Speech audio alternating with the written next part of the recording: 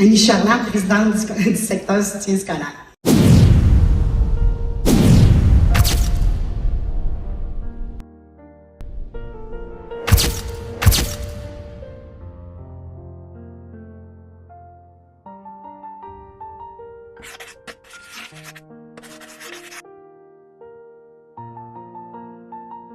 Je suis appuyée de mes présidences et le reste de ma gang sont debout dans la salle. Ce que je vais vous dire aujourd'hui n'est pas normal.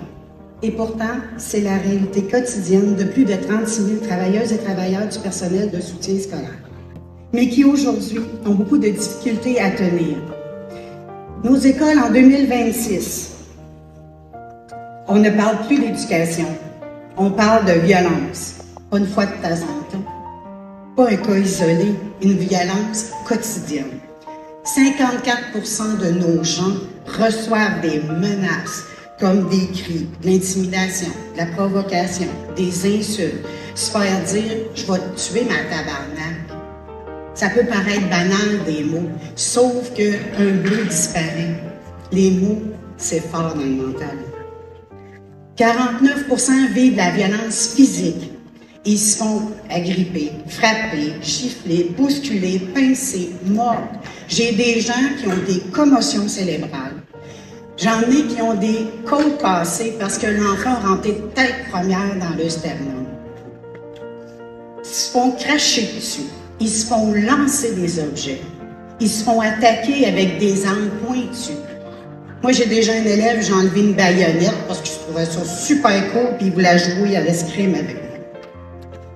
On a même 4% qui vivent la violence sexuelle. Oui, ça peut être verbal, mais on en a aussi du physique. Puis si vous vous demandez, c'est quel âge ceux qui sont comme ça? Bien, nos caïds là, sont au préscolaire 4 ans, 5 ans, première année. Un enfant fait une crise. Bien, avant, on partait avec l'enfant, on intervenait, on le calmait, on le sortait de la classe. Aujourd'hui, j'ai plus le droit de toucher un enfant. Je fais quoi? Je sors les 29 autres.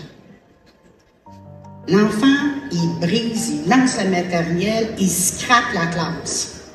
Les 29 autres sont dans le corridor et ils entendent et ils voient ça. Qu'est-ce que ça donne? Ça nous donne des enfants qui sont stressés, traumatisés, qui font des cauchemars la nuit. Puis ces enfants-là, ces 29-là, ben, ils n'ont pas l'éducation qu'ils devraient avoir. Dans le fond, c'est eux autres les plus grands pénalisés. Notre système, il craque. Nos techniciens dans l'éducation spécialisée, là, on les appelle des pompiers parce qu'ils gèrent une crise. Gauche, le calme, tataton, puis je repars, pas j'en ai un autre.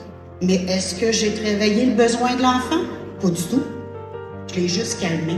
Il n'est pas apte à rentrer dans la classe. Alors, ça fait quoi? Il va repéter. Parce que si j'aurais eu le temps de gratter, là, probablement j'aurais su que ça va brasser le matin, que les parents sont en train de divorcer, ou peut-être même qu'il se fait abuser. Là, je le sais plus. Présentement, dans nos écoles, on a franchi toute une ligne. Comme on réduit le problème, ben, on va protéger notre gang en usant de l'équipement. L'enfant crache, met une visière. Il te graphine, il te mord, met des manchons. Il te donne des coups de pied. Ben voyons, toi, il existe des jambières. On a des gros ballons, parce qu'on n'a plus le droit de toucher l'enfant pour pouvoir esquiver les coups. Ben ces ballons-là sont tellement gros et pesants, ça donne des bursites au monde. En plus, hey, pas une joke, là, on a des brassières respirantes pour se protéger des graphines puis des morsures.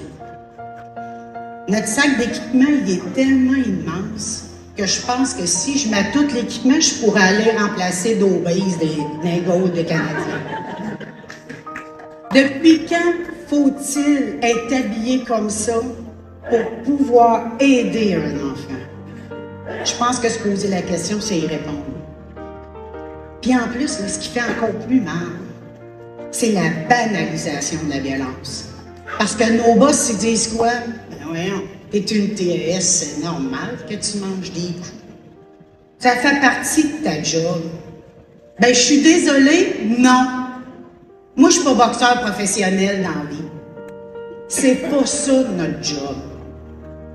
Faut que ça s'arrête, cette banalisation-là. Parce que pendant ce temps-là, là, moi, mon monde tombe au combat. Mon monde part. J'ai de l'invalidité, j'ai du monde qui démissionne, qui me dit « la marge, je m'en vais travailler ailleurs », c'est pas ça ma job. 48% de nos gens vivent de la détresse psychologique. Puis on dit que c'est ça une école éducative. On a une autre problématique aussi, c'est le présentéisme. 62% de nos gens travaillent malades. Pourquoi? Parce que je sais que si je rentre pas, c'est ma gang qui va être dans les heures. Parce qu'on n'oublie pas, on a des coupes budgétaires et on a un gel d'effectifs. Fait que si je rentre pas, ma job est splittée, il la donne à l'autre. L'autre est déjà à bout de souffle. Alors, imaginez le domino que ça donne.